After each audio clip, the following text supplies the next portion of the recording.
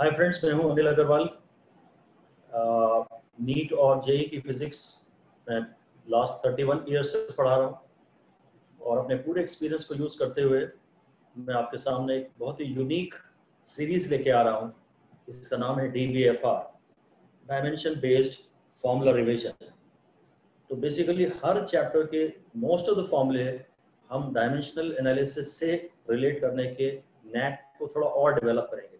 It's a very powerful tool और उतना इससे टैप नहीं किया जाता है जितना कि पावरफुल है। And I am sure after this series your approach will change, और एटलीस्ट पूरे पेपर में 2-3 क्वेश्चंस का डिफरेंस तो ये बना ही देगा। It is really worth going through it. So all the best. I hope you will enjoy this series. Thank you. So we begin with the new chapter. First chapter in the series is motion in straight line. So right, so this is the heading DBFR या DBFR file कह लीजिए आप, motion in straight line, और इसे हम M1D के नाम से भी बुलाते रहेंगे। तो दोस्तों ये सारे वे फॉर्मूले हैं जिनके डायमेंशंस पाथ लेंथ के आते हैं या डिस्टेंस के आते हैं या डिस्प्लेसमेंट के आते हैं। ठीक है, पहला फॉर्मूला हम देख रहे हैं x2 माइनस x1। अब length minus length is a length dimensionally. Principle of homogeneity of dimensions में से आप लेंथ में से लेंथ को ही घटा सकते हैं और उसका आंसर भी आएगा लेंथ। तो अगर किसी इंस्टेंट t1 पर पार्टिकल की पोजीशन x1 है और थोड़ी देर बाद आगे पार्टिकल की पोजीशन x2 है, तो इस बीच जो पाथ लेंथ है वो x2 माइनस x1 है। So length minus length is a length, इसके इसके डायमेंशंस लेंथ के हैं। अगर वो बोलता है किसी एक इंटरवल में पार्टिकल ने डेल्टा x1 चला और किसी दूसरे इंटरवल में डेल्टा x2 चला, तो जो टोटल डिस्प्लेसमेंट है वो length plus length, again delta मतलब चेंज, डेल्टा x। तो पहले आपको एक डेल्टा x दे दिया, फिर एक डेल्टा x दे दिया, तो टोटल लेंथ मिलेगी। This is again a length plus length is a length. अगर कांस्टेंट वेलोसिटी होती है तो डिस्प्लेसमेंट का फॉर्मूला होता है वेलोसिटी टू टाइम। इसके डायमेंशन से देखें, वेलोसिटी के u यानी इनिशियल वेलोसिटी, तो l t minus 1 into T. इसके डायमेंशंस हैं l t minus 1 into T. तो t माइनस 1 और t कैंसिल हो गया और ये बचा l। ये डायमेंशन आ गया l। कोई भी वेलोसिटी हो, इसका नाम इनिशियल वेलोसिटी हो या फाइनल वेलोसिटी हो या एवरेज वेलोसिटी हो, velocity into time will be a length. अगर पार्टिकल की फाइनल वेलोसिटी v है और मान लीजिए कभी इसकी वेलोसिटी v पे ही कांस्टेंट है, ये कांस्टेंट वेलोसिटी के डिस्प्लेसमेंट के फॉर्मूले। डिस्प्लेसमेंट है वेलोसिटी इनटू टाइम। अगर वेलोसिटी u पे कांस्टेंट है तो u इनटू t, v पे कांस्टेंट है तो v इनटू t। और अगर वेलोसिटी u से बढ़ के v हुई, जब कांस्टेंट एक्सेलरेशन से लीनियरली बॉडी की वेलोसिटी u से बढ़ के v होती है ना, तब ये मान सकते हैं कि बॉडी की velocity through out average velocity पे कांस्टेंट है। तो एवरेज वेलोसिटी इनटू टाइम भी एक डिस्प्लेसमेंट होगा। Velocity to time is a displacement. अच्छा, यहाँ पे इंटीग्रेशन ऑफ v dt देख रहे हैं, तो डायमेंशंस के लिए ये इंटीग्रेशन और ये डिफरेंशिएशन बस एक मैथमेटिकल ऑपरेटर है जो डायमेंशंस को अफेक्ट नहीं करते। हमें इन्हें रिमूव कर देना चाहिए। इस d का कोई डायमेंशन नहीं है और इस इंटीग्रेशन साइन का कोई डायमेंशन नहीं है, जस्ट सिंपली रिमूव इट। तो बेसिकली ये v into t बचेगा। दिस इज vt, तो ये वही आ गया। तो इसके भी डायमेंशंस पाथ लेंथ के हैं। Half a t square s is equal to u t plus half a t square में यूटी के भी डायमेंशंस डिस्प्लेसमेंट के हैं और हाफ ए टी स्क्वायर के डायमेंशंस भी डिस्प्लेसमेंट के हैं। डायमेंशनल मेथड से देखें तो ये हाफ के तो कोई डायमेंशन है नहीं, डिस्प्लेस एक्सेलरेशन है L T minus 2 into T 2, ये हो गया। एक्सेलरेशन है एल टी माइनस 2 मीटर पर सेकंड स्क्वायर उसकी यूनिट है और ये कैंसिल हो गया, तो इसके भी डायमेंशंस बचे एल के। हाफ ए टी स्क्वायर भी कहीं अगर आ रहा है तो उसके डायमेंशंस है एल के, और इनको मिला दिया u t plus half a t square, this is a length, velocity into time is a length, and acceleration into time का square is a length, and length plus length is a length. ut plus half a t square से तो हमें length मिलता ही है ना। इसमें t minus 1 आता है, t से मल्टीप्लाई करेंगे तो l बचेगा। इसमें t माइनस 2 आता है और a में भी t माइनस 2 आता है, a t2 है, t माइनस 2 को t2 वाले से मल्टीप्लाई किया तो l बचा। एनीवे हाँ ठीक है, ut plus half a t square भी एक लेंथ होता है। अब ये फॉर्मूला हाफ एटी स्क्वायर जैसा ही है, half g t one t two, तो डायमेंशनली है half a of a time into time, time into time will be t square, so this is essentially half a t square. ये typical case कब आता है, आपको एक numerical में कहा जाता है कि जमीन से एक ऑब्जेक्ट को फेंका किसी इनिशियल स्पीड u से और टाइम t1 के बाद भी ऑब्जेक्ट वही है और टाइम t2 के बाद भी वही है, मतलब पोजीशन उसकी ग्राउंड से हाइट, उसकी हाइट सेम है, टाइम t1 के बाद भी और टाइम t2 के बाद भी ऑब्जेक्ट सेम हाइट पे पाया जाता है। तो इस केस में ये जो हाइट है इसका अगर फॉर्मूला आपको निकालना है तो वो फॉर्मूला, क्योंकि वो डिस्प्लेसमेंट है, ये half g t square half a t square के फॉर्मेट का होगा, और क्योंकि दो टाइम दिए हैं तो शायद मैं t1 t2 से टी स्क्वायर का डायमेंशन ऑब्टेन कर लूंगा। डायमेंशनली तो हाफ के तो कोई डायमेंशन है नहीं, g यानी l1 t माइनस 2, तो t1 के भी डायमेंशन टाइम के हैं और t2 के डायमेंशन भी टाइम के हैं, तो ये कैंसिल हो गया, तो ये l बच गया। अगर t1 के बाद भी ऑब्जेक्ट एक हाइट पे है और t2 के बाद भी ऑब्जेक्ट सेम हाइट पे है तो उस हाइट की वैल्यू है half g t one t two, ये हाफ जी टी स्क्वायर के जैसा ही है। और फिर एक ये भी केस है जिसमें हमारे पास डायमेंशंस l के बचते हैं। अगर एक डिस्प्लेसमेंट L1 है और एक डिस्प्लेसमेंट L2 है और इन दोनों के बीच में एंगल थीटा है, तो वेक्टर सम वाला जो फॉर्मूला है, इसके डायमेंशन L स्क्वायर के हैं, इसके डायमेंशन L स्क्वायर के हैं, ये 2 डायमेंशनलेस है और cos थीटा डायमेंशनलेस है, तो L square plus L square और L1 L2 भी L स्क्वायर। अगर डायमेंशंस के लिहाज से देखें तो this is L square, this is also L square और ये भी L स्क्वायर है, तो basically L square plus L square dimensions के लिहाज से L स्क्वायर ही होगा। अलजेब्रिक सम करें तो ये 3L स्क्वायर होगा, पर हम अलजेब्रा के रूल्स यूज नहीं कर रहे।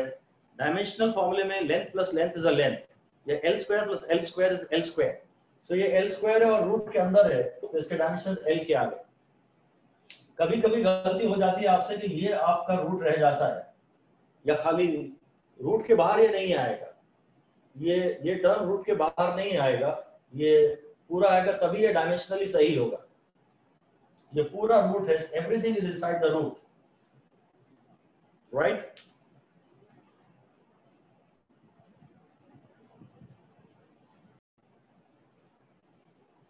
चलिए अब मैं वे सारे केसेस आपसे डिस्कस कर रहा हूं जिनमें डायमेंशंस वेलोसिटी के या स्पीड के आते हैं, ठीक है। तो वेलोसिटी है बेसिकली डिस्प्लेसमेंट अपॉन टाइम या change in position with respect to time. तो dimensionally length minus length will be a length and time minus time will be a time, so this will be length upon time and length upon time is a velocity। हमें पता है कि अगर t1 के बाद particle की position x1 है, vector x1, और t2 के बाद उसकी पोजीशन वेक्टर x2 है, तो फिर इस बीच की जो एवरेज वेलोसिटी है वो इस फॉर्मूले से निकाली जाती है। अब ये एक इंटरवल है, delta t1 is an interval, this is the point of time. किसी इंस्टेंट पे पार्टिकल यहाँ पाया जाता है और t2 वाले इंस्टेंट पे यहाँ पाया जाता है, तो इस तरह वेलोसिटी निकालते हैं। Anyway length minus length is a length and time minus time is a time, तो लेंथ अपॉन टाइम। अब ये भी एक लेंथ है, length plus length upon time plus time, now length plus length is a length and time plus time is time, so this is again length upon time, so this is velocity. ये कब use होता है वो physical significance भी बता रहा हूँ। एक तो डायमेंशंस से बता रहे हैं कि भाई दिख जाएगा आपको कि ये लेंथ अपॉन टाइम। फिजिकली ये कब आता है वो बता रहे हैं जब इंटरवल t1 में पार्टिकल में डिस्प्लेसमेंट इतना हुआ है और इंटरवल t2 में पार्टिकल में डिस्प्लेसमेंट इतना हुआ है, तो total displacement upon total time, total displacement upon total time, delta x by delta t average velocity. ये टोटल डिस्प्लेसमेंट को ही डिनोट कर रहा है, दोनों का मिला के ये टोटल डिस्प्लेसमेंट है। Basically again you remove this delta operator. अगर आप सिर्फ डायमेंशंस की बात कर रहे हैं तो integration sign, differentiation sign, plus sign, minus sign और ये डेल्टा साइन, इनको हटा देना चाहिए। हाँ, आप मल्टीप्लिकेशन और डिवीजन के साइंस को तो ड्रॉप नहीं कर सकते, बाकी प्लस माइनस और डिफरेंशिएशन और इंटीग्रेशन और ये डेल्टा, ये सारे साइन हटा दीजिए, इनसे डायमेंशन अफेक्ट नहीं होते। अगर सिर्फ डायमेंशनल एनालिसिस को देख रहे हैं तो ये डी और ये डेल्टा हटा दीजिए, ठीक है। और इसी तरह ये हो गई, फिर अगेन इस डी को हटा देते हैं तो क्या dx by dt, तो डी और डी हटा दीजिए, ये एक्चुअली डी और डी हटा देंगे तो x by t दिखेगा आपको, और length upon time is a velocity. ये है इंस्टेंटेनियस वेलोसिटी का फॉर्मूला। ये एवरेज का है किसी इंटरवल में, और ये किसी इंस्टेंट पे इंस्टेंटेनियस वेलोसिटी का फॉर्मूला है at। तो v is equal to u plus at में at, इसके डायमेंशंस वेलोसिटी के हैं, एक्सीलरेशन के डायमेंशन है, इसके डायमेंशन है l p माइनस 2, और आप इसे l से मल्टीप्लाई कर देते हैं, l से मल्टीप्लाई कर देते हैं, l t माइनस 2 को जब आप l से मल्टीप्लाई कर देते हैं तो ये बचता है l t माइनस 1, और l t माइनस 1 यानी कि velocity. Acceleration into time is dimensionally velocity, okay. अब at अगर वेलोसिटी है तो gt भी वेलोसिटी है, g भी एक एक्सीलरेशन है। कोई सा भी एक्सीलरेशन इनटू कोई सा भी time, any acceleration into any time will dimensionally be a velocity. और इसमें हाफ या 2 या कुछ भी डायमेंशनलेस कांस्टेंट प्योर नंबर हम ऐड कर ही सकते हैं। यहाँ तो at बोला था तो यहाँ gt बोलना चाहिए, पर किसी सिचुएशन में हाफ भी अगर लगाए तो it's okay because that is dimensionless. So this any acceleration into any time will represent a velocity, okay. अब इसी तरह ये आगे इंटीग्रेशन ऑफ a dt, अब मैं d का साइन भी हटा दूंगा और इंटीग्रेशन का साइन भी हटा दूंगा, तो ये तो एक्सीलरेशन इनटू टाइम बचा। Acceleration into time is again a velocity. at graph का जो एरिया है वो वेलोसिटी है। डायमेंशनली ये d हटा दीजिए और इंटीग्रेशन साइन हटा दीजिए तो ये बचा at, और फिर v स्क्वायर का फॉर्मूला था u स्क्वायर प्लस 2as, तो v का फॉर्मूला हो गया √2as। अगर आप एक्सीलरेशन को टाइम से मल्टीप्लाई कर रहे हैं तो वो डायरेक्टली वेलोसिटी हो जाएगा, और अगर एक्सीलरेशन को आप डिस्प्लेसमेंट से मल्टीप्लाई कर रहे हैं तो पूरे का रूट ले लीजिएगा, क्योंकि एक्सीलरेशन है l t माइनस 2 और s है खुद l, तो हो गया l2 t माइनस 2, और इस पूरे का आप रूट ले लेंगे, इस पूरे का रूट ले लेंगे तो बन जाएगा l1 t माइनस 1। तो √2as डायमेंशनली वेलोसिटी को डिनोट करता है। फिर वेलोसिटी, ये एवरेज वेलोसिटी है कभी v1 plus v2 by 2, this is velocity plus velocity is a velocity, और 2 से डिवाइड करने से डायमेंशंस पे तो कोई फर्क पड़ेगा नहीं। तो v1 plus v2 by 2 के या v1 plus v2 by 3 के डायमेंशंस भी वेलोसिटी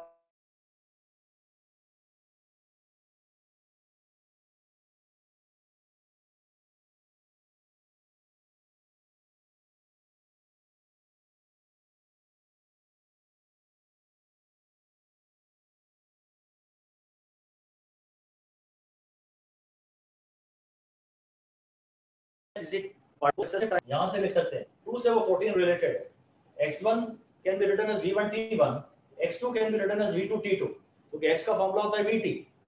तो delta x1 is v1 t1। अगर बोलता है टाइम t1 के लिए पार्टिकल कांस्टेंट वेलोसिटी v1 से चलता है, तो उस इंटरवल में जो डिस्प्लेसमेंट है वो है v1 t1, और डेल्टा x2 है v2 t2 upon t1 plus t2। तो ये पूरा यही का यही फॉर्मूला हो गया, x की जगह हमने लिख दिया vt। अब ये हो गया essentially vt plus vt will be vt। now vt upon time, vt upon time will be v, v1 t1 plus v2 t2। ये जो बचेगा ना, ये बचेगा v1 t1 plus v2 t2, ये ऊपर बचेगा vt और ये नीचे बचेगा t, t1 plus t2 is a time, और ये कैंसिल हो जाएगा।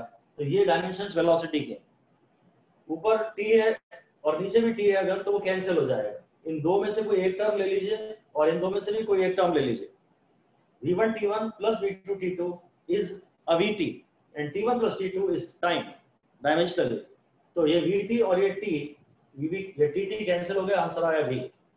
इसी का स्पेशल केस है, इसी का ये स्पेशल है, डायमेंशनली तो बढ़िया रहा है कि हाँ ये तो वेलोसिटी है। हम बोलते हैं अगर टाइम t1 के लिए पार्टिकल v1 से चला है और टाइम t2 के लिए पार्टिकल v2 से चला है तो उसकी एवरेज वेलोसिटी इस जर्नी की ये। और अगर ये टाइम इंटरवल्स इक्वल है, पहले आधे समय के लिए पार्टिकल v1 से चला है और बाद के आधे समय के लिए पार्टिकल v2 से चला है, अगर t1 और t2 बराबर हैं तो फिर ये कैंसिल हो जाएंगे और ये आंसर आएगा। ये एवरेज वेलोसिटी उस समय आती है, अगर डायमेंशंस के लिहाज से देखें तो बस पहचानना है कि हाँ ये एवरेज वेलोसिटी है। कब आती है वो फिजिकल सिचुएशन भी समझा रहा है। ये तब आती है जब पहले आधे टाइम के लिए, for first half of the time the body travels with a constant velocity v1 and for the remaining half of the time the body travels with a constant velocity v2. In that case the average velocity for the entire journey can be considered as v1 plus v2 by 2. इसी तरह ये भी dimensionally शायद एक velocity ही होगा, v1 square plus v2 square by 2। ये पूरा root के अंदर है, स्क्वायर का रूट है, स्क्वायर का ये मीन है और फिर उसका रूट है। इसे आरएमएस वेलोसिटी भी कहा जा सकता है। ये स्क्वायर का मीन है और फिर पूरा रूट के अंदर है, ये रूट मीन स्क्वायर वेलोसिटी है। ठीक है, तो dimensionally v1 square plus v2 square will be v square. Dimensionally v1 square plus v2 square will be v square और ये रूट के अंदर है। ये जो v स्क्वायर है ये रूट के अंदर है, v स्क्वायर रूट के अंदर है तो ये तो v बचा ना, ये भी एक वेलोसिटी ही होता है। अब 2v1 v2 upon v1 plus v2, ये ऊपर हो गया डायमेंशनली v2 को तो छोड़ ही दीजिए, ऊपर डायमेंशनली हो गया v स्क्वायर और नीचे हो गया v। अगर ऊपर v स्क्वायर है और नीचे v है तो ये डायमेंशनली वेलोसिटी आया ना। ये वेलोसिटी कब आता है आप जानते हैं इसको, अगर body first half of the distance के लिए, डिस्टेंस के टर्म्स में मेरे पास ये फॉर्मूला है, for first half of the distance अगर बॉडी की वेलोसिटी v1 है and for remaining half of the distance body की वेलोसिटी v2 है, तो फिर पूरी जर्नी की एवरेज वेलोसिटी यहां से निकालते हैं। यहां हम t1 को x1 by v1 लिख देते हैं और t2 को x2 by v2 लिख देते हैं, क्योंकि t सवाल में दिया नहीं है तो t एलिमिनेट हो जाएगा। इसको तो रहने दीजिए आप, t को लिखिए x1 by v1 और t2 को लिखिए x2 by v2। तो फिर ये एवरेज वेलोसिटी का ही फॉर्मूला है। एवरेज वेलोसिटी डायमेंशनली तो दिख ही रहा है मुझे, ऊपर v स्क्वायर है नीचे v है। इसको मैं ऐसा कह रहा हूं कि हम ऐसा लिख लेते हैं x1 plus x2 upon t1 की जगह लिख लेते हैं x1 by v1 plus x2 by v2। Now this is also dimensionally a velocity because x1 plus x2 is x और x by v ये है, इसका x कट जाएगा, v ऊपर चला जाएगा। सो this is also a velocity. Even this represents a velocity क्योंकि x और x कट रहे हैं और v कटा ऊपर जा रहा है। उसी से थर्ड फॉर्मूला आया, अगर particle first 1/3 of the journey के लिए, अगर particle first 1/3 of the journey के लिए जो डिस्टेंसेस सारे बराबर हैं, उसकी velocity first 1/3 of the journey के लिए पार्टिकल की वेलोसिटी v1 पे कांस्टेंट है, नेक्स्ट 1/3 ऑफ द जर्नी के लिए पार्टिकल की वेलोसिटी v2 पे कांस्टेंट है और रिमेनिंग 1/3 ऑफ द जर्नी के लिए पार्टिकल की वेलोसिटी v3 पे कांस्टेंट है, तो उस केस में एवरेज वेलोसिटी ये आती है। अब अगर इसको देखें तो डायमेंशनली दिख रहा है, 3 का तो कोई डायमेंशन है नहीं और ये तीनों मिलके भी हो जाएंगे 1 by v। तो ये बेसिकली कुछ ऐसे ही होने वाला है, dimensionless quantity upon 1 by v। तो ये ऊपर जाके आपको सीधे दिख रहा है ये velocity. This also bears the dimension of velocity. ठीक है, अगर न्यूमरेटर में v स्क्वायर है और नीचे एक v है तो ये वेलोसिटी। अगर न्यूमरेटर में v क्यूब है और नीचे v स्क्वायर है तो भी फिर डायमेंशन वेलोसिटी के बचेंगे। ओके, फिर एक अच्छा केस आ रहा है half g t1 plus t2। ये भी डायमेंशनली वेलोसिटी है। जब हाफ gt वेलोसिटी है, जब हाफ gt वेलोसिटी है तो ये half g t1 plus t2 भी तो एक वेलोसिटी हुआ। जब हाफ जी टी एक वेलोसिटी है तो ये भी तो एक वेलोसिटी हुआ। डायमेंशन के लिहाज से t1 plus t2 is also a time. Half g t1 plus t2 भी वेलोसिटी है क्योंकि ये एक्सीलरेशन है और ये टाइम है, और एक्सीलरेशन और टाइम को जब मल्टीप्लाई करेंगे तो ये है lt-2 into t। lt-2 into t is lt-1 and that makes it a velocity। Basically ये तभी का केस है, ये उसी समय का केस है जब ये कहा जाता है कि ऑब्जेक्ट को ग्राउंड से फायर किया और T1 के बाद भी ऑब्जेक्ट की सेम हाइट है और T2 के बाद भी ऑब्जेक्ट की सेम हाइट है, ऐसे में जो पूरी जर्नी का जो टाइम होता है ना 2u/g, आने प्लस जाने में जो टाइम ऑफ फ्लाइट है ना, that is equal to T1 + T2। उस समय u का वेलोसिटी का फॉर्मूला आता है g/2 T1 + T2, है ना। अगर A से B तक जाने में टाइम T1 लग रहा है तो ये C से D तक आने में भी टाइम T1 लगेगा, क्योंकि आना और जाना सिमेट्रिक होता है। तो अगर ये T1 है और ये T2 है तो ये भी T1 होगा, तो पूरी जर्नी का टाइम T1 + T2 है और पूरा टाइम ऑफ फ्लाइट 2u/g होता है। इससे u मैंने निकाल लिया, वह g/2 T1 + T2।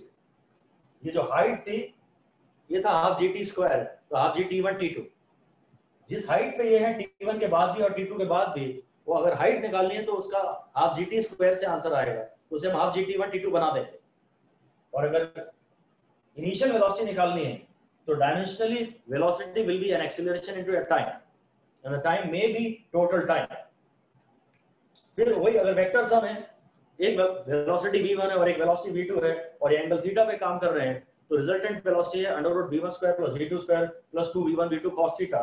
इससे v1 v2 से इसको मिल रहा है v² का डायमेंशन, 2 को हटा दो डायमेंशनलेस है, cos थीटा को हटा दो डायमेंशनलेस है, v² + v² + v²। v1 भी v है, v2 भी v है और v1 v2 भी v है, तो v² + v² + v², तो √3v², तो 3 तो हट जाएगा, तो √v² in v, so this is dimensionally a velocity। Alright, इसको तो डिस्कस कर ही लिया, this total displacement upon total time. ठीक है, बेसिकली तो आपको ये देखना है कि ऊपर vt है और नीचे t है, तो tt कैंसिल हो जाएगा और कोई बेसिक नहीं चाहिए, इसीलिए इसको दूर लिखा गया है ताकि डिफरेंट स्टाइल में उसकी बात की जा सके। vt अपॉन t देखना है आपको, ये दूसरे टर्म अगर आइडेंटिकल है डायमेंशनली तो उन्हें देखना ही नहीं। फिर ये रिलेटिव वेलोसिटी का फॉर्मूला है ना, वेक्टर v है माइनस वेक्टर b भी, velocity minus velocity is a velocity. Minus का जो मैथमेटिकल ऑपरेटर है वो डायमेंशंस को प्रभावित नहीं करता। ये रिजल्टेंट वेलोसिटी का फॉर्मूला है। अगर एक पार्टिकल में दो वेलोसिटी एक साथ काम कर रही हैं तो vector va plus vector vb, so velocity plus velocity even in vector form will be a velocity, और उसी का तो मैग्नीट्यूड ये लिखते हैं हम लोग। रिलेटिव वेलोसिटी हो या रिजल्टेंट वेलोसिटी हो, वेलोसिटी तो वेलोसिटी है, उसके डायमेंशन सेम रहेंगे।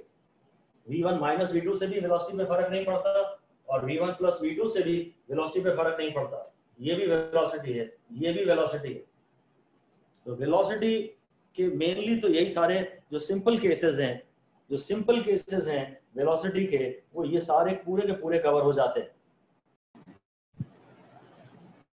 अब हम आपसे बात करते हैं एक्सेलरेशन के वेरियस फॉर्मूले, जिन्हें हम डायमेंशन से देखते ही साथ चाहते हैं कि धीरे धीरे प्रैक्टिस के बाद पहचानने लगे कि भाई ये एक एक्सेलरेशन है। बेसिक फॉर्मूला है एक्सेलरेशन का, rate of change of velocity. तो सबसे पहला फॉर्मूला तो आता है delta v by delta T. यहाँ से आ जाता है LT - 1 डायमेंशन और यहाँ से नीचे आ जाता है t, तो ये बन जाता है बेसिकली LT - 2। अब ये एवरेज एक्सेलरेशन है और अगर dv बाय dt करें तो ये इंस्टेंटेनियस एक्सेलरेशन है। डायमेंशन के लिहाज से डेल्टा ऑपरेटर को हटा दीजिए या डी ऑपरेटर को हटा दीजिए,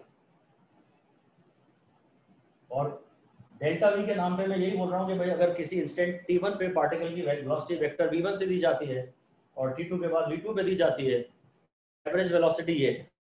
dimensionally this minus this is a velocity, velocity minus velocity is a velocity and time minus time is a time, so this is essentially velocity upon time। और इसी तरह अगर मैं वेलोसिटीज में एक वेलोसिटी ऐड करूंगा तो delta v plus delta v भी डेल्टा v होगा, मतलब वो v होगा।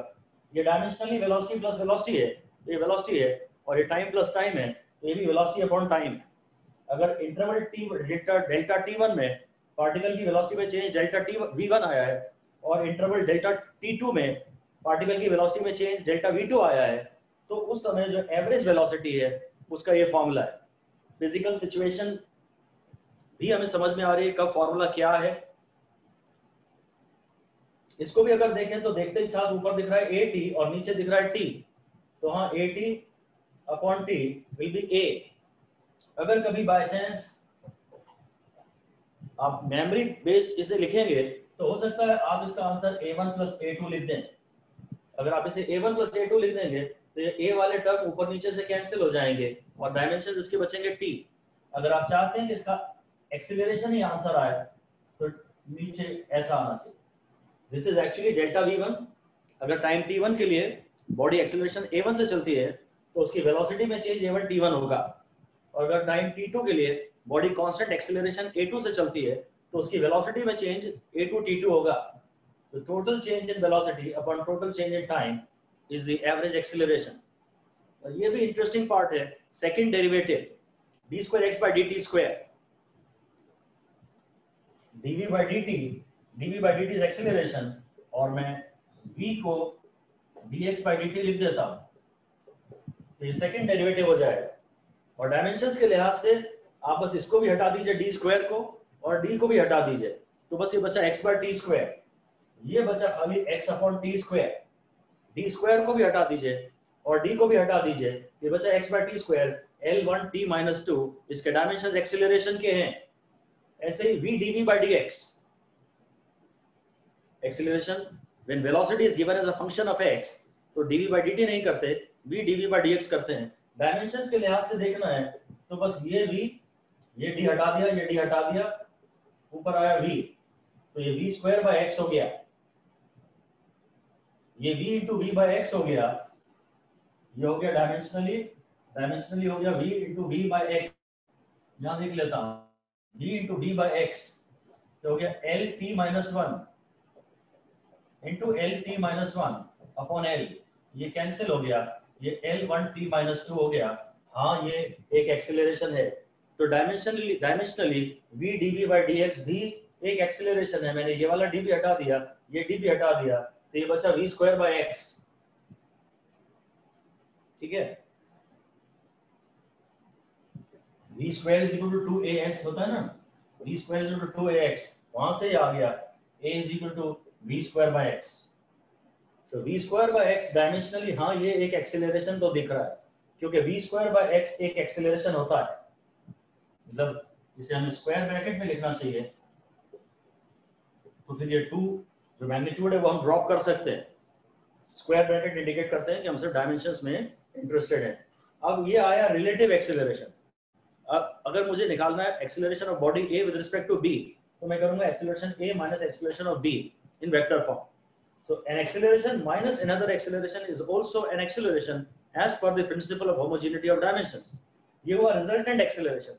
अगर एक बॉडी में दो acceleration एक साथ काम कर रहे हैं तो एक acceleration प्लस एक acceleration बॉडी में total acceleration ये निकलेगा और dimensionally a plus a is a vector form में भी। और इसी का जो रिजल्टेंट आता है वेक्टर फॉर्म में वो ये है under a1 square plus a2 square plus 2a1 a2 cos theta. ये पूरा टर्म जो है वो रूट के अंदर ही होगा, तभी ये भी a स्क्वायर है, ये भी a स्क्वायर है, ये भी a स्क्वायर। तो 3a स्क्वायर का रूट और 3 तो हटा देंगे 3 तो ये बचा a स्क्वायर का रूट और a स्क्वायर का रूट यानी डायमेंशनली हाँ ये मुझे a दिख रहा है। इसी तरह a1 a2 upon a1 plus a2 ये 2 हो या 3 हो या 4 हो उससे फर्क नहीं पड़ता, ऊपर a का स्क्वायर है और नीचे a है तो a square by a will be a। ये एक्सीलरेशन के कुछ सिंपल पॉसिबल केसेस हैं जो M1D के चैप्टर में आपको देखने को मिलेंगे। हाँ अब हम लोग बात करते हैं वेरियस फॉर्मूले जिनका आंसर टाइम आता है। तो सबसे पहला ख्याल तो दिमाग में ये आता है velocity is displacement upon time, so time is displacement upon velocity. तो टाइम का सबसे बेसिक फॉर्मूला s/u है और बाकी कुछ इसी रूप के आगे फैलते जाएंगे। s/u है, ये l है और ये Lt-1 है, डायमेंशनली ये एक l है और ये एक Lt-1 है तो ये ऊपर जाके इसके डायमेंशन l के बचेंगे। ओके, अब लेंथ प्लस लेंथ भी एक लेंथ है और वेलोसिटी प्लस वेलोसिटी भी एक वेलोसिटी है तो ये एसेंशियली लेंथ अपॉन वेलोसिटी है, डिस्टेंस अपॉन वेलोसिटी ही है।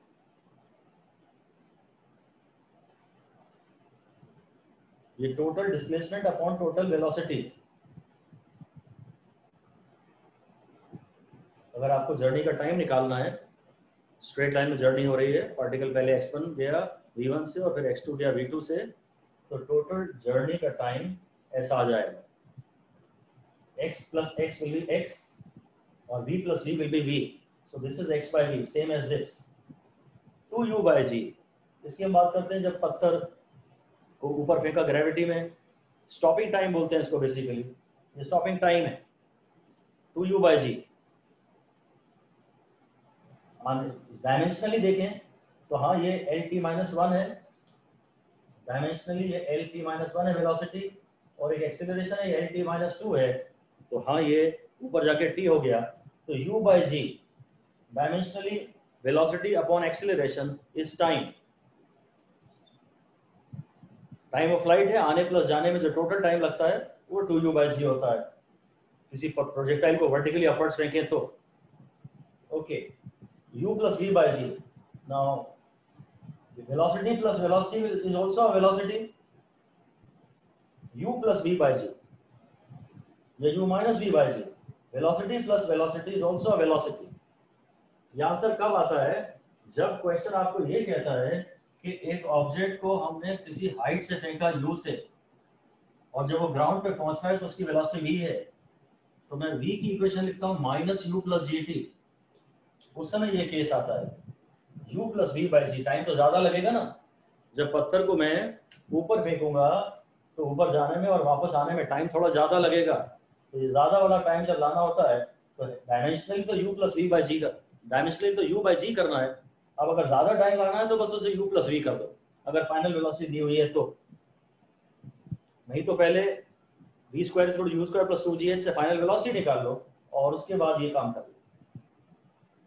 s का फॉर्मूला होता है half a t square, s का फॉर्मूला होता है हाफ ए टी स्क्वायर, और इसलिए t का फॉर्मूला हो जाएगा under root 2s by a, right. और फिर वही चीज यहाँ भी आ जाती है, जब अंडर रूट 2h बाई जी भी मैं लिख सकता हूँ इसे, अगर एक ऑब्जेक्ट को किसी हाइट h से टपकाया तो नीचे गिरने में उसे टाइम लगेगा under root 2h by g. Even अगर उसे किसी वेलोसिटी से हॉरिजॉन्टली फेंक दिया, कोई वर्टिकल वेलोसिटी नहीं दी, तो उसे नीचे गिरने में जो टाइम लगेगा उसका आंसर है अंडर रूट 2h बाई जी। और अगर इंक्लाइन प्लेन हो, स्मूथ इंक्लाइन प्लेन हो, तो फिर यहाँ एक्सीलरेशन g तो होता नहीं है, थोड़ा कम होता है, g sin theta, g sin theta के भी डायमेंशंस g के ही हैं। अगर ये एंगल थीटा है तो अब उसे नीचे आने में टाइम थोड़ा ज्यादा लगता है, क्योंकि एक तो ये दूरी भी, लंबाई भी ज्यादा तय कर रहा है h अपॉन साइन थीटा, और इधर एक्सीलरेशन भी कम है, g sin थीटा है, तो टाइम ज्यादा लगता है। So this gives you dimensionally the time required by a body to slide down an inclined plane of height, vertical height h। इसके तो कोई डायमेंशन है नहीं, और under root 2s by a, under root 2s by a या under root 2h by g is a time। इसको तो मैं पहचानता हूँ ये टाइम है और ये डायमेंशनलेस है, और अगर मुझे ये आइडिया है तो बस साइन थीटा से डिवाइड कर दो। अगर आपको लगता है कि यार यहाँ तो एक्सेलरेशन भी कम है, ऊपर से डिस्टेंस भी ज्यादा तय करना है, तो टाइम ज्यादा लगेगा तो जो लगता था उसको तुम साइन थीटा से डिवाइड कर दो, क्योंकि एक्सेलरेशन के टर्म में साइन थीटा आ रहा है। इसलिए ये एक केस बनता है t3 is equal to t1 t2 upon t1 plus t2। ये उस समय केस बनता है जब, अगर डायमेंशनली तो पहले चेक कर लेते हैं कि हाँ ये टाइम ही है, ये कब टाइम है वो फिजिकल सिचुएशन इस समय जानना हमारे लिए जरूरी नहीं है, अभी तो हम वो पढ़ ही नहीं रहे कि ये टाइम कब आएगा। अभी तो पहला काम हमारा ये है कि हम डायमेंशनली पहचान लें कि हाँ भाई ये टाइम है, तो t square upon t, t1 t2 is t square and this is t, time plus time is time, t square upon t will be a time। ये भी अगर देखें तो ये t स्क्वायर का रूट, यानी हाँ ये भी डायमेंशनल टाइम है, ठीक है। इसकी बात करता हूं कि ये फॉर्मूला कब आता है, ये बताते तब है कि जब एक एस्केलेटर लॉक्ड है, एक एस्केलेटर लॉक्ड है, तो एक आदमी को उस पर चढ़ के जाने में इतना टाइम लग रहा है, फिर अब आदमी रुका हुआ है, उसकी कोई वेलोसिटी नहीं है, खाली एस्केलेटर चल रहा है, तो उसे अब इतना टाइम लगता है। और जब दोनों चल रहे होंगे तो उसकी रिजल्टेंट वेलोसिटी से चलेंगे, एस्केलेटर भी चल रहा है और उसके ऊपर आदमी भी बहुत तेजी में है, वो भी दौड़ता वो ऊपर चढ़ रहा है। अब जो टाइम लगेगा ना वो t3 है और वो x upon v1 plus v2 है। अब इसमें v1 v2 को एलिमिनेट कर दीजिए आप, तो आपका आंसर आ जाएगा v1 यानी x बाई t1 और v2 यानी x बाई t2। ये हो गया। इतना पक्का है कि अगर तुम्हें सवाल में ये फील आ जाए कि यार टाइम तो जरा कम आएगा आपकी बात, पहले खाली लड़का चल रहा था, एस्केलेटर रेस्ट पे था, फिर खाली एस्केलेटर चल रहा है जैसा कि नॉर्मली होता है, हम रेस्ट पे हैं, और फिर हमें जल्दी है, तो टाइम जल्दी है तो टाइम तो कम लगेगा आपको। अगर आपको एहसास है कि आंसर छोटा लाना है तो आप डायरेक्टली ये रिस्क ले सकते हैं। अगर आपको पता है कि टाइम छोटा लाना है तो आप ये फॉर्मूला ट्राई कर सकते हैं। शायद अगर इससे एक ही ऑप्शन आ रहा हो और वही मैच भी कर रहा हो तो ठीक है, रिस्क ले लीजिए, थोड़ी बहुत रिस्क तो है। ये बेसिक से करेंगे तो ये है, फिलहाल तो उसे डायमेंशनली पहचानना है।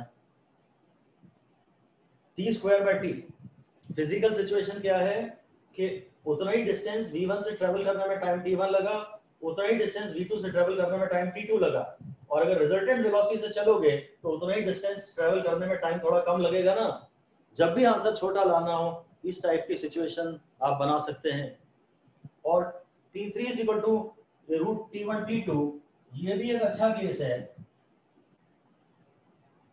ये बेसिकली इसका क्वेश्चन ये है, डायमेंशनली तो हमने देख ही लिया, डायमेंशनली तो देख लिया कि टी स्क्वायर का root will be a time. अब इसकी फिजिकल सिचुएशन आपको बताते हैं कि क्या है। मान लीजिए कि एक हाइट पे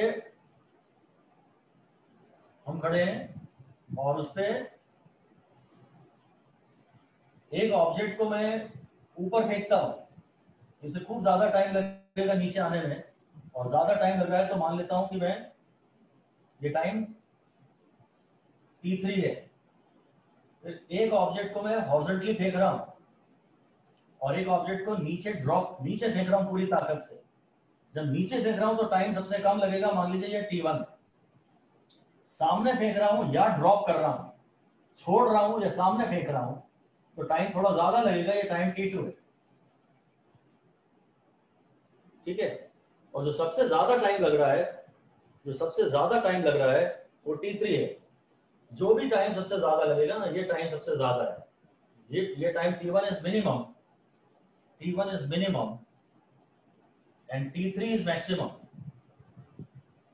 तो अब ये ज्योमेट्रिक मीन आना है अगर, तो फॉर्मूला इस समय मैं बदल देता हूं, ये t2 हो जाएगा t1 t3। ये टाइम लगेगा डायरेक्ट नीचे फेंक रहे हैं तो सबसे कम टाइम लगेगा, वो t1 है। ऊपर फेंक रहे हैं तो टाइम थोड़ा ज्यादा लगेगा क्योंकि पहले ऊपर जाने में अपनी वेलोसिटी लूज करेगा फिर गेन करेगा, तो t3 फिलहाल सबसे बड़ा है। तो t2 जो है वो इन दोनों का ज्योमेट्रिक मीन है। तो अगर ये ज्योमेट्रिक मीन है तो फिर ये बीच में आएगा, ज्योमेट्रिक मीन है ना, तो t1 t2 t3 इन दोनों का स्क्वायर रूट इनके बीच में आएगा। ये है सबसे छोटा टाइम और सबसे बड़ा टाइम का स्क्वायर रूट, ये है। ये कब टाइम है? जब आपने ऑब्जेक्ट को हॉरिजॉन्टली फेंका है या उसे जस्ट वर्टिकली ड्रॉप किया है, तो ये t2 टाइम लगता है। तो इन सिचुएशंस में जो भी एवरेज टाइम आना है, बीच वाला टाइम आने वाला है, वो इस तरह से आएगा। डायमेंशंस के लिहाज से तो अभी हमें इतना ही देखना है कि यार ऑप्शंस से अगर आपको मैच दिख रहा है तो ये, अगर आप ऑप्शंस की स्टडी कर रहे हो तो बस आपको ये समझ में आ जाएगा कि हाँ दिस इज अ टाइम। हालांकि even this is a time, dimensions के लिहाज से अगर बात करें तो मान लीजिए ऐसा भी ऑप्शन दे देता है तो हम कुछ समझ नहीं पाएंगे कि ये वाला लेना है कि ये लेना है, क्योंकि डायमेंशनली ये भी एक टाइम है और डायमेंशनली ये भी एक टाइम। तो कैलकुलेट तो पूरा ही करना पड़ेगा, पर समटाइम्स इट मे हेल्प, बस यू हैव टू फिलहाल develop just a knack to see the dimensions. This is something which is less tapped. बहुत पावर है डायमेंशंस में, बहुत दम है। वो प्रॉपर ओरिएंटेशन बनना चाहिए कि ऑप्शंस में ग्लांस करते ही साफ दिख जाए कि हाँ ये टाइम है, ये टाइम है। दो ऑप्शन तो कम से कम आप एलिमिनेट कर ही लेंगे। ऑलराइट, ये और एक बड़ा इंटरेस्टिंग केस है, time is equal to h upon u relative.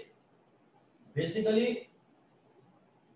ये तो यही फॉर्मूला आ गया एसेंशियली, तो s by u, h upon u relative, height upon velocity. अगर आपको कभी टाइम निकालना है तो एक डिस्टेंस अपॉन वेलोसिटी हो सकता है, जैसा कि यहाँ होता था सबसे पहले। एक बड़ी इंटरेस्टिंग सिचुएशन का ये आंसर आता है।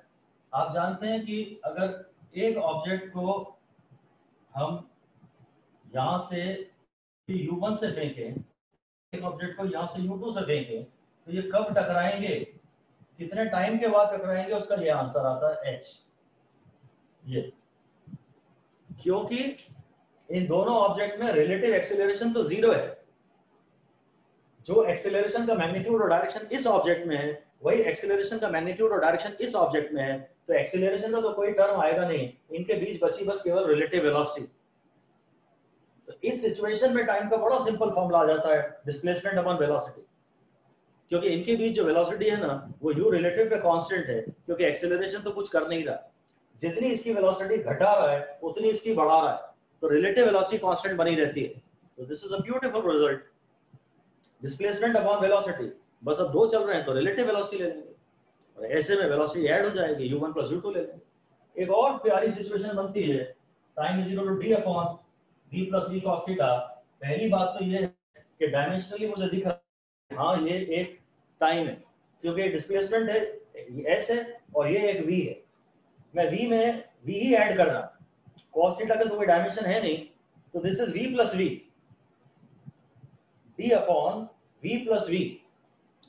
तो distance upon velocity, distance upon velocity, distance upon velocity is a time। Situation ये है, आप जानते हैं इसको, कि भाई मान लीजिए ये एक लोग हैं ए बी सी, और ये हमेशा एक दूसरे की तरफ देखते हुए चलते जाते हैं, यहाँ पर स्पाइरल पाथ फॉलो करते हुए सेंटर में मिल जाते हैं। तो कितने टाइम बाद ये लोग मिलेंगे, अगर टाइम निकालना है तो इनके बीच में इनिशियल सेपरेशन था d, और फाइनली सेपरेशन है 0, तो रिलेटिव डिस्प्लेसमेंट है d। और अगर ये एंगल थीटा है, तो जो इनिशियल सेपरेशन d था, इस पार्टिकल की तो वेलोसिटी यहाँ v थी और इसकी यहाँ v थी, तो यहाँ हो गई v cos थीटा। तो जिस रिलेटिव वेलोसिटी से दोनों एक दूसरे के पास आ रहे हैं, वो v + v cos थीटा है। Time is distance upon velocity. Rearrange करके देख लीजिए कि कौन सी वेलोसिटी लेनी है आपको। ये इसेंशियली है तो डिस्प्लेसमेंट अपॉन वेलोसिटी। अब वेलोसिटी आप डायरेक्ट v1 + v2 करते हैं कि इस डायरेक्शन में इसकी वेलोसिटी तो v है, इसकी वेलोसिटी v cos थीटा है, तो आप डायरेक्टली v + v यहाँ पर u1 + u2 टाइप की बात करते हैं कि उसके कंपोनेंट को ऐड करते हैं। सो ये वेरियस सिचुएशंस आपको मिलेंगी M1D के न्यूमेरिकल्स में, जहाँ टाइम निकालना होगा। ऑलरेडी एक फॉर्मूला है, s nth is u + a/2 × 2n - 1। ये एक फॉर्मूला है जो एक्चुअली हम न्यूमेरिकल्स में यूज करते हैं। This is for displacement in a particular second, in a given second. किसी एक सेकंड के इंटरवल में पार्टिकल ने कितना डिस्प्लेसमेंट किया है, जबकि वो कांस्टेंट एक्सेलरेशन से चल रहा है, उसका ये केस है। हालांकि ये फॉर्मूला डायरेक्टली एनसीईआरटी में नहीं है, एनीवे इसको हम डिस्कस तो करेंगे कि this formula is actually used in numericals. तो ये सही है या नहीं है डायमेंशनली, ये बात करनी है। तो अगर ये न्यूमेरिकल्स में यूज होता है तो फिर तो ये हर कसौटी पे खरा उतरेगा। अगर ये न्यूमेरिकली सही है तो फिर तो ये डायमेंशनली भी सही होगा। हम मान लेते हैं कि ये सब डायमेंशनली सेम। हमें बताना है कि इस एस एनथ के डायमेंशंस क्या हैं, देख के पहचानना है बेसिकली। अगर ये इक्वेशन न्यूमेरिकल में यूज होती है तो ये टर्म और ये टर्म, ये सब डायमेंशनली सेम होंगे। अगर ये वेलोसिटी है तो जरूर ये भी वेलोसिटी है और ये भी वेलोसिटी है, तो velocity plus velocity is a velocity. अगर मुझे ये निकालना है इसके डायमेंशंस, तो सबसे अच्छा टर्म तो ये है, क्योंकि ये अकेला है और ये एक वेलोसिटी है, इसका मतलब ये भी वेलोसिटी है और ये भी वेलोसिटी है। तो एस एनथ के डायमेंशंस है वेलोसिटी। ये displacement in a given second है ना, इन 1 second displacement in a second, तो वेलोसिटी तो हुई हुआ। एक्चुअली ये उस एक सेकंड की एवरेज वेलोसिटी होती है। S nth represents the average velocity in that particular second. इस क्वेश्चन को पढ़ाने में सबसे बड़ा इंटरेस्ट मेरा ये है, ये यू, कि यहाँ पर आप देखिए भाई ये वेलोसिटी है। अगर ये डिस्टेंस होता ना, अगर ये डिस्टेंस होता तो ये ut होता, ये ut होता। अगर डिस्टेंस होता तो ये ut होता। प्रॉब्लम ये आती है कि इसके पढ़ने की वजह से, इस फॉर्मूले के पढ़ने की वजह से अक्सर आप ये जब ut + ½ at² भी लिखते हैं ना, तो आप सिर्फ u + ½ at² कभी कभी लिख देते हैं, ये टी मिस हो जाता है, इसकी वजह से आपको पूरा फील करना होगा कि भाई मैं अगर एस एनथ की बात कर रहा हूं तो इट इज अ वेलोसिटी, इसलिए इसमें यू आएगा, यू टी नहीं आएगा। आपको या तो आप यहाँ टी एक्स्ट्रा लगा देते हो या आप यहाँ टी मिस कर देते हो, इसकी तो ज्यादा जरूरत पड़ती नहीं है, आप कभी कभी यहाँ टी मिस कर देते हो, this is the problem.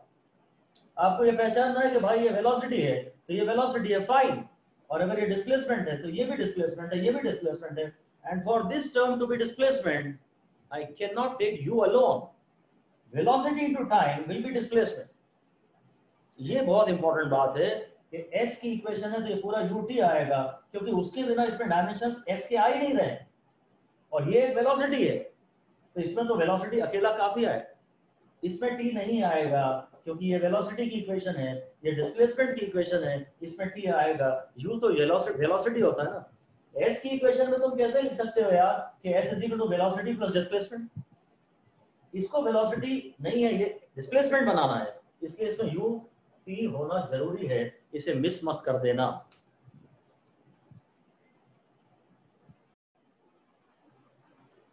Alright, अब ये डायरेक्टली एक स्टैंडर्ड फॉर्मूला तो नहीं है, और जो डिस्कशन हमने किए हैं उससे हम ऑप्शन एलिमिनेशन में किस तरह फायदा उठा सकते हैं वो समझने की कोशिश करते हैं। ये आईपीएमटी 2007 का क्वेश्चन है, एक्सेलरेशन की इक्वेशन दी है, f को एक्सेलरेशन बोला है इसने, and f is a function of time, f time के रिस्पेक्ट में चेंज हो रहा है, कहता है in the interval but between t is equal to 0 and the instant when f is equal to 0, थोड़ी देर बाद एक्सेलरेशन 0 हो जाएगा क्योंकि माइनस साइन आ रहा है, तो अब इसे 0 से इक्वेट कर देना तो आपको पता लग जाएगा कब टाइम 0 है, कब एक्सेलरेशन 0 है, तो उन लिमिट्स के बीच में आप इसको इंटीग्रेट कर देना, क्योंकि आपको इस बीच वेलोसिटी निकालनी है कि टोटल पार्टिकल ने वेलोसिटी कितनी गेन की होगी। एनीवे डायमेंशन, ये मेथड, मैं इस क्वेश्चन को, हालांकि ये प्रीवियस पीएमटी का है और ये नीट में अब नहीं आएगा, वो गारंटी है मेरी।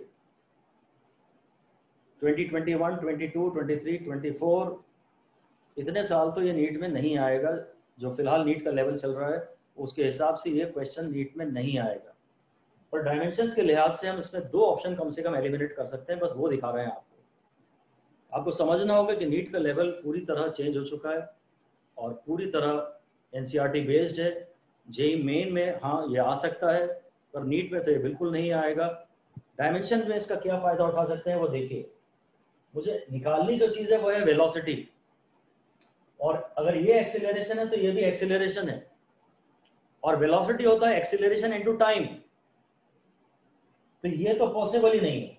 बस यही इन दो में से कोई एक बचा, ये आपको तुरंत 2 सेकंड में दिख गया जो कुछ भी हमने अभी तक डिस्कस किया। भाई अगर ये एक्सेलरेशन है तो ये LT-2 है, और अगर मैं इसे t स्क्वायर से मल्टीप्लाई कर दूंगा, अगर डिस्टेंस निकालना होता ना तो यहाँ पे AT स्क्वायर टाइप का आंसर आ रहा होता, डिस्टेंस निकालना हो रहा था तो यहाँ पे AT स्क्वायर टाइप का आ रहा होता, तो ये दोनों डिस्टेंस हो गए, इनमें से कौन सा सही है वो मुझे नहीं मालूम, वो इसको इंटीग्रेट करके ही देखना पड़ेगा। एक्सेलरेशन है, इसको मैं dv/dt लिखूंगा, एक्सेलरेशन f को dv/dt लिखिए और फिर इसको इंटीग्रेट करिए 1 - t/t से,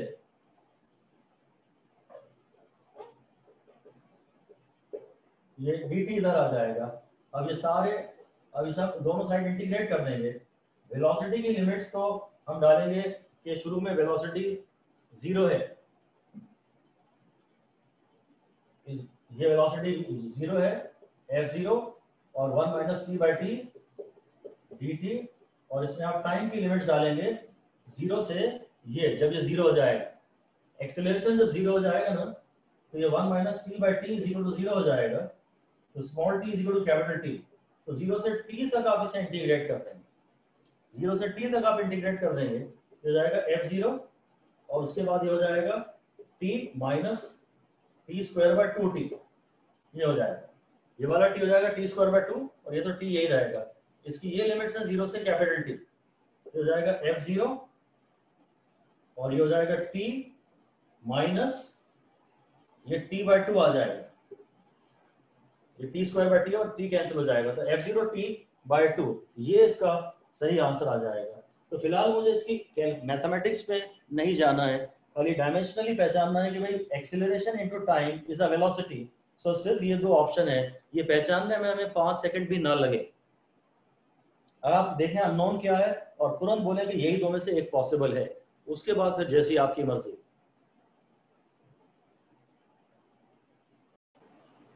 चलिए ऑलराइट, ये एक क्वेश्चन है AIPMT 2005 का, AIPMT 2005 का। ये भी अब शायद एडवांस क्वेश्चन ही कहलाएगा आज के ज़माने में।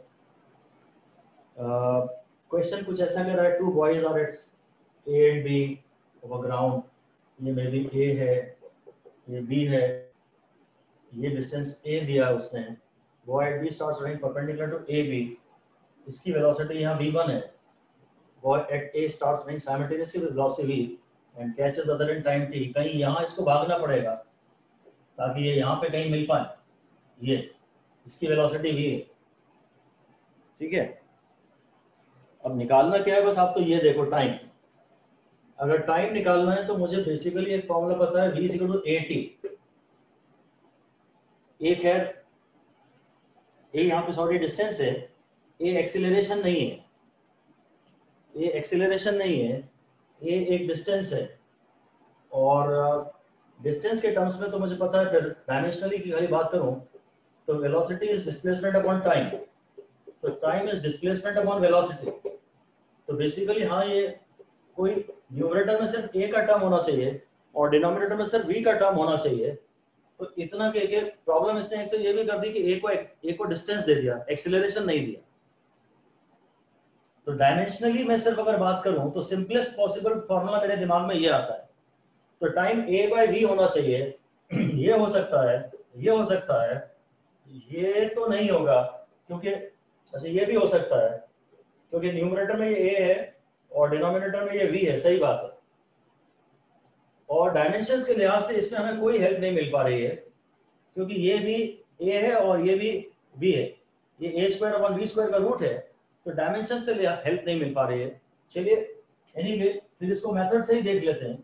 अब हमारा ये कहना है कि यार अगर ये एक डिस्टेंस है तो फिर ये भी डिस्टेंस होना चाहिए और ये भी डिस्टेंस होना चाहिए। मतलब चलो फिर उसमें एक दूसरा क्लू मैं ये दे रहा हूँ, डायमेंशन से तो इसमें हेल्प नहीं मिल रही, पर मेरा ये कहना है कि पक्की बात है कहीं ना कहीं ट्राइंगल तो बन रहा है, right angle triangle, Pythagoras theorem तो बन रही है, और पाइथागोरस थ्योरम बन रही है तो फिर या तो ये तो पॉसिबल नहीं है, ये पॉसिबल नहीं है, इनको बड़ा बड़ा काट देते हैं इनको। डायमेंशन से तो कोई फायदा नहीं मिला था, कोई और दिमाग लगाते हैं, ये बच रहा है या ये बच रहा है, ठीक है। तो ये हमें दिख रहा है कि यार ये माइनस, इन दो में से कोई एक आएगा बस। अब जो वेलोसिटी ये प्लस आएगा या माइनस आएगा इसी पे दिमाग लगाना है।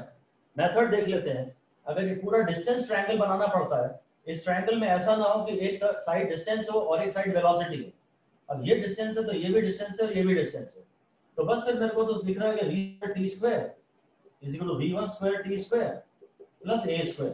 इसको मैं सॉल्व करूंगा तो मुझे एक कहीं माइनस का टर्म तो बसे बनेगा ही बनेगा, ये दिख रहा है दूर से, ये बड़ी साइड है तो t का जो टर्म आएगा वो कहीं एक माइनस आएगा और फिर डेफिनेटली ये आंसर बच जाएगा। एक डिस्टेंस ट्रायंगल बना लीजिए। डायमेंशन से डायरेक्टली कोई एडवांटेज इसमें नहीं मिल रहा है क्योंकि सबके डायमेंशंस डिस्टेंस अपॉन वेलोसिटी के ही हैं।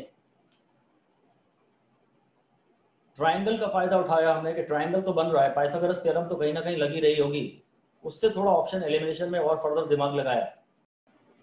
और ये 2005 था। अगर आज के ज़माने में एक क्वेश्चन आता है या तो नहीं आएगा, और अगर आता है तो फिर डेफिनेटली पेपर सेटर बहुत हेल्प करता है आपकी, आपका डायमेंशनल एनालिसिस से आंसर ज़रूर आ जाएगा। डायमेंशनल एनालिसिस को आप बढ़ावा तो ज़रूर दीजिए। 2005 में वैसे भी AIPMT सब्जेक्टिव होता था तो वहाँ ये एक्सेप्टेबल था। आज की डेट में नीट में तो ये कम से कम बिल्कुल नहीं आएगा, ये तय मानिए। ऑलराइट, ये एक क्वेश्चन है स्टैंडर्ड, इसमें ज़रूर आपको बहुत बेनिफिट मिलेगा डायमेंशंस के पॉइंट ऑफ व्यू से। एग्जैक्ट कंप्लीट एप्लीकेशन सॉल्यूशन हम इसकी नहीं डिस्कस कर रहे हैं, खाली डायमेंशनल एनालिसिस से इसके आंसर लिखने की कोशिश करेंगे। क्वेश्चन है, Motors of electric train can give it maximum acceleration alpha and maximum retardation beta and train covers the distance L between two stations in minimum possible time. सीधे हम जानते हैं ट्रेन ऐसे एक्सेलरेट करती है और फिर ऐसे रिटार्ड कर देती है, तो मिनिमम पॉसिबल टाइम में दो स्टेशंस के बीच ट्रैवल करने का यही, इस पूरी जर्नी की मैक्सिमम वेलोसिटी v है। तो मुझे ये चार रिजल्ट बताने हैं। एक तो वेलोसिटी बतानी है t के टर्म्स में, तो वेलोसिटी बतानी है t के टर्म्स में, तो मुझे पता है at। अब alpha into beta upon alpha plus beta के डायमेंशंस a के ही हैं, ये पहला आंसर हो गया। मुझे वेलोसिटी चाहिए t के टर्म्स में, v होता है at, alpha into beta upon alpha plus beta, a1 a2 upon a1 plus a2, this has the dimensions of time. Derivation में बीटा का ऑलरेडी नेगेटिव साइन डाल चुके होते हैं, तो उसको हम अलग से दोबारा नेगेटिव डालते नहीं है। फिर कहता है L in terms of t। अब L का फॉर्मूला मुझे याद आता है half at square, s is equal to half at square. तो a की जगह मैं लिखना चाह रहा हूं alpha beta upon alpha plus beta into t square, जो हो गया सेकंड रिजल्ट। थर्ड कहता है L in terms of v max, ये स्टॉपिंग डिस्टेंस का जो फॉर्मूला होता है ना u स्क्वायर बाय 2a, वैसा कुछ लग सकता है v max का स्क्वायर अपॉन 2a, और a है alpha beta upon alpha plus beta, this will be the answer. ठीक है, और चौथा मैं रिजल्ट देख रहा हूं यहां पर, फोर्थ आंसर है v in terms of l। तो v square is equal to 2as होता है, v हो जाएगा रूट 2as, और इस a को आप लिख लीजिए वही alpha beta upon alpha plus beta into l, that's it. यहां तो डेफिनेटली आपको किसी डेरिवेशन की कोई जरूरत नहीं है। अगर आपको वेलोसिटी चाहिए t के टर्म्स में, तो v is equal to at, and this is acceleration, dimensionally this is acceleration. अगर आपको l चाहिए तो half at square, and this has got the dimensions of a। अगर आपको l चाहिए u के टर्म्स में, तो s का फॉर्मूला होता है u स्क्वायर बाय 2a। ठीक है ना, s is equal to ut plus half at square में, अच्छा टाइम वाला टर्म तो नहीं है, स्टॉपिंग डिस्टेंस बोलते हैं आप इसे। v square is equal to u square plus 2as में जब फाइनल वेलोसिटी 0 हो जाती है ना, तो s is equal to u square by 2a। इसके डायमेंशंस लेंथ के हैं, ये वेलोसिटी है l2t माइनस 2 हो जाएगा अपॉन lt माइनस 2, ऊपर एक l बचेगा, तो u वेलोसिटी की जगह v max लिख दिया और 2 को 2 रहने दिया, a को alpha beta upon alpha plus beta लिख दिया। ऐसे ही अगर मुझे वेलोसिटी चाहिए l के टर्म्स में, तो v square is equal to 2as, तो v is equal to root 2al, और a को आपने ये लिख दिया, डिस्टेंस उसने दिया ही था। ये इनके एग्जैक्ट आंसर्स हैं, और केवल डायमेंशन के मेथड से ही हम इनको याद कर सकते हैं, रिवाइज कर सकते हैं। So this is something very important, my dear friends, now for the coming NEET, especially 2021. This is for sure कि आप लोगों को बहुत ज़्यादा पढ़ने का मौका नहीं मिल रहा है, and in my opinion, after analyzing all these papers for 31 years now, मेरा अपना पर्सनल ओपिनियन ये है कि respective of the cut off 2021 का पेपर और भी ज़्यादा सरल आएगा, या कम से कम इतना तो आएगा ही आएगा, इससे कठिन नहीं आएगा। तो पूरी तरह एनसीईआरटी फॉलो करें, और फॉर्मूला एंड फैक्ट पे आपको बहुत अच्छे मार्क्स फिजिक्स में मिलेंगे। आपको एक्सप्लेनेशंस नहीं चाहिए, सिर्फ फैक्ट की जानकारी हो, उसमें कॉन्फिडेंस हो। बहुत डीप कॉन्सेप्ट के और बहुत डीप आईक्यू बेस्ड क्वेश्चन नहीं आएंगे। आईक्यू ये एक ही जगह मांग रहे हैं, कैलकुलेशन में। बहुत सारे न्यूमेरिकल हैं पेपर में, मेजॉरिटी सिंगल स्टेप है।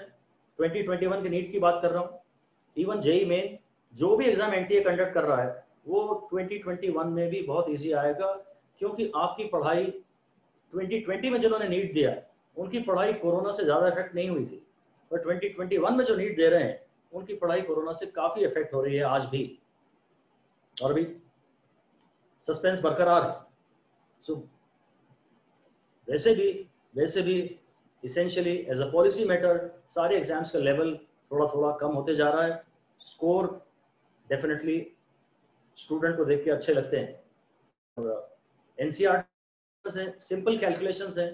कैलकुलेशन क्यों चाहिए कि जितनी आवश्यक हो बस उतनी कैलकुलेशंस करें, अदरवाइज पेपर बस लेंथी लग रहा है। तो खूब सारे न्यूमेरिकल आएंगे, और सब सिंगल स्टेप वाले आएंगे। तो सारे फॉर्मूले अगर आपको याद हैं तो बहुत एडवांटेज मिलेगा। फॉर्मूले के आपको 40-50 रिवीजन कर लेने चाहिए मैक्सिमम जितने हो सके, सिर्फ फॉर्मूला याद है तो न्यूमेरिकल आपसे बन ही जाएगा। थोड़ी सी मैथमेटिकल एबिलिटी चाहिए, थोड़ी सी मैथमेटिकल एबिलिटी। और कैलकुलेशंस में आपको पेपर लगता है लेंदी, पर एक्चुअली वो थोड़ा लेंदी होता नहीं है, क्योंकि कहीं ना कहीं वो आपकी मदद कर रहे होते हैं कैलकुलेशंस में। कुछ ऊपर नीचे खुद ही कैंसिल हो रहा होता है, ऐसा डेटा देते हैं। सिर्फ कैलकुलेशन में आपको आईक्यू चाहिए इस बात के लिए कि कितनी कैलकुलेशन आवश्यक है। कई बार सिर्फ 10 के पावर्स देख के ही आपका आंसर आ जा रहा है, कई बार सिर्फ डिजिट, पहली डिजिट देख के आंसर आ जा रहा है, irrespective of the power of 10.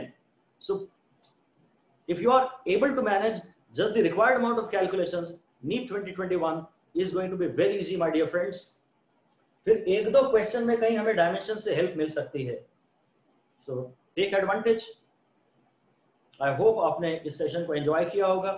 अगर आपने ऐसा एंजॉय किया है तो प्लीज लाइक करें वीडियो को, कमेंट्स में कुछ लिखें, so that we get motivated. And thank you. So I am Anil Agarwal signing off now. Good luck.